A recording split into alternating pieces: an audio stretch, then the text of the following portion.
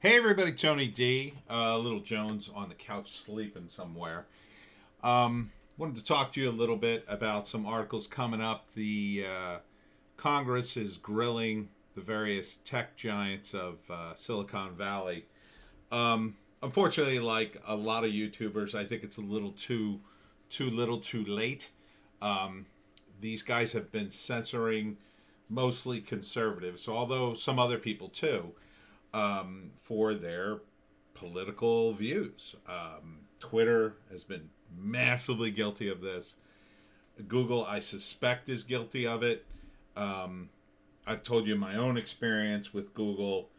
I just don't even trust it anymore. I used Google Analytics for years and had great hits, and then one day my hits were not only down, they literally cut the top off of all my hits going back since to 2010 when I started the webcomic factory with Christian Baranek, and we put it online. So it's they're definitely doing something.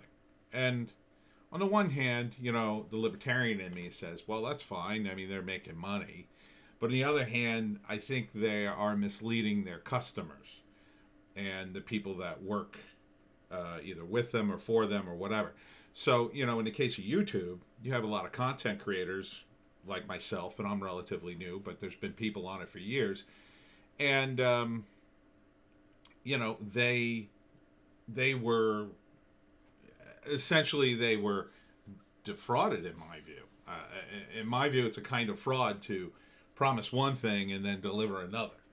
Even if they slowly change the terms of agreement over a few years, really they're kind of, screwing you. But it's good that these guys are calling some of these guys out. I mean, this is Senator Blackburn calling out Google's CEO Sundar Pichai over suppression of Breitbart News. And that's a factor too. And you can see right here after Google's May core search update about May on or about May 5th, 2002, Google search impressions and search traffic to Breitbart for Joe Biden and other Biden related search terms went to zero. Now, come on. This is Breitbart. These guys cover Biden every day, especially during the election. These guys are overtly trying to influence our election, and that's wrong. That is wrong. These guys were all about the truth when the truth worked for them. Now that, populism and Trump has come into its own, suddenly they feel the need. Well, yeah, we're all for free speech, except this. It's wrong. It's absolutely wrong. It doesn't matter who Trump is or what he's espousing. I'd say the same thing, if he were AOC and they were trying to suppress her. I wouldn't be voting for AOC or supporting her in any way. I don't agree with her views, but I would say you can't censor her, and that's part of the problem with the left and right battle, especially right now. In another era, the left was all about freedom of speech because they were being censored. Now it's the other way around. Now that the left is in the establishment seat, they're all about censoring. They're all about it. Yeah, they're fine with it. They just came up with a different approach. See, the right's approach was, that's obscene or that's ungodly. We have to censor that. The left's approach is, well, that's hateful. That's racist. So we have to censor you. And, but both of them are wrong because the more freedom you have, and this is very libertarian, but it's true, the more freedom you have, the better it is. But people in the establishment always fight that because ultimately the only thing that's consistent in this world is change. And the establishment, while they might be in power for a while, eventually people get sick of them and they throw them out. And they don't go quietly. It's as simple as that.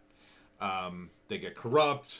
They enjoy their fancy lifestyle. They think, oh, I've been a public service all this time. I deserve a couple of free dinners. I deserve a free trip on a lobbyist dime. I deserve, some of this money. It's no big deal. The good I've done outweighs this. And believe me, I can kind of understand it. I mean, I'm a human being. We all rationalize certain behavior, but this could cause permanent damage. It could make it so, yeah, there's free speech on paper. There's free speech out on the street, but not on the internet. And then everybody will be on the internet in the future to the point at which that, having papers or books or being able to talk freely outside the internet won't even matter because everything will be decided here.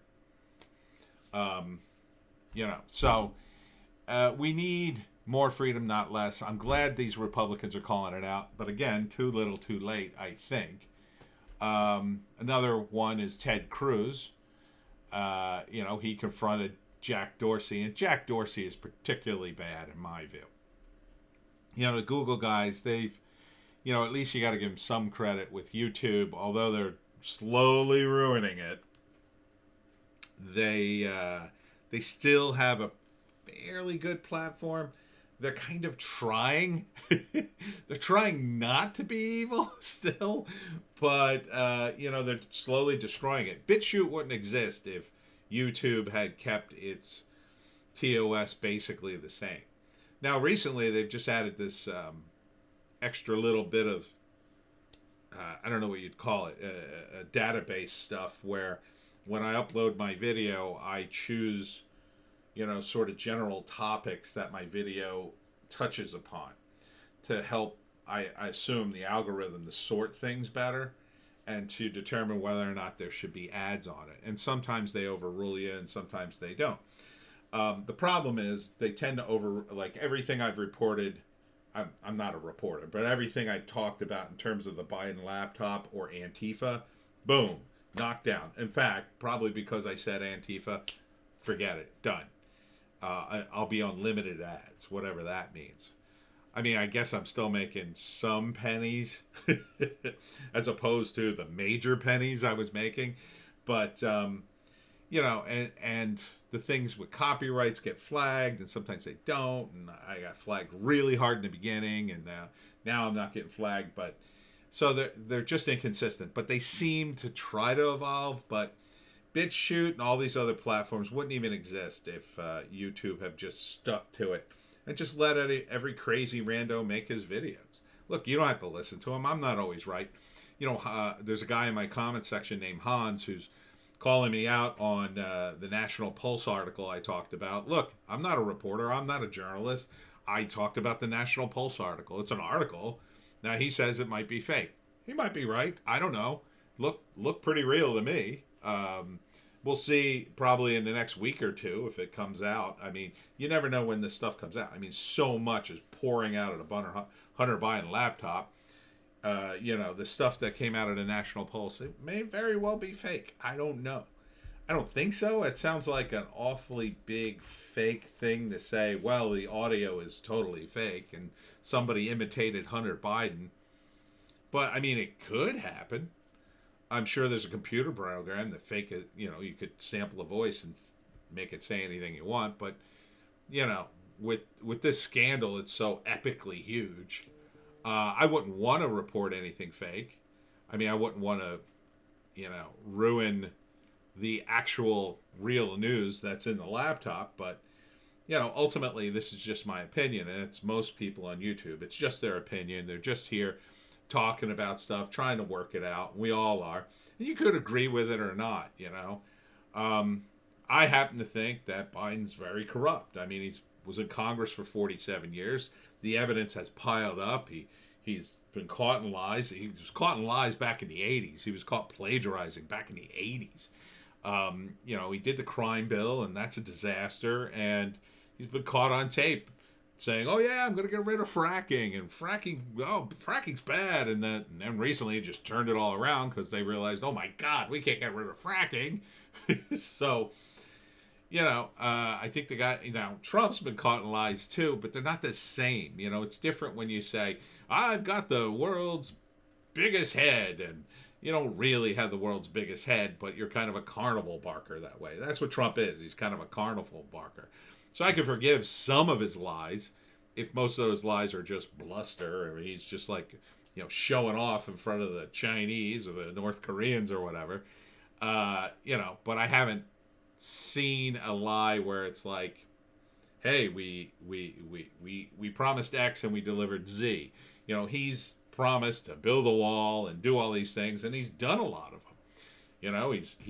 He had a plan to get peace in the Middle East, and he's doing it. Now, I heard an argument tonight that, well, that's the way he's getting peace and he's selling weapons or whatever. That's an argument. I mean, that's a real argument, and I'm willing to discuss it. But what's Biden's plan on that era? To continue what we were doing, which is like fighting proxy wars all around the world forever. I'm done with that. I would like to see this new approach. Maybe it'll keep. Maybe the world peace will keep. Who knows? But we won't know anything unless we have freedom of speech. Freedom of speech is the linchpin to everything. Without freedom of speech, the rest of the rights don't matter. And Hans, who criticized me in the comment section, also said he hadn't really seen that communists lie. Well, communist countries don't have freedom of speech. So how would you know they were telling you the truth? It's perfectly legal for the communist government to lie. They can say whatever they want. I mean, they have a long history of lying. He says, no one could show me that they've lied. Well, I'm pretty sure the communists lie when they say they're doing super well economically because communism doesn't work. Communism doesn't work, Hans, and maybe I'll get into it in another video. But for tonight, applause to the senators going after social media. Hopefully they'll do something, modify 230 protections, or at least I would slap down Jack Dorsey, give him a fine, something. Do something. You got a week before the election, Ted. It's a little late, but do something.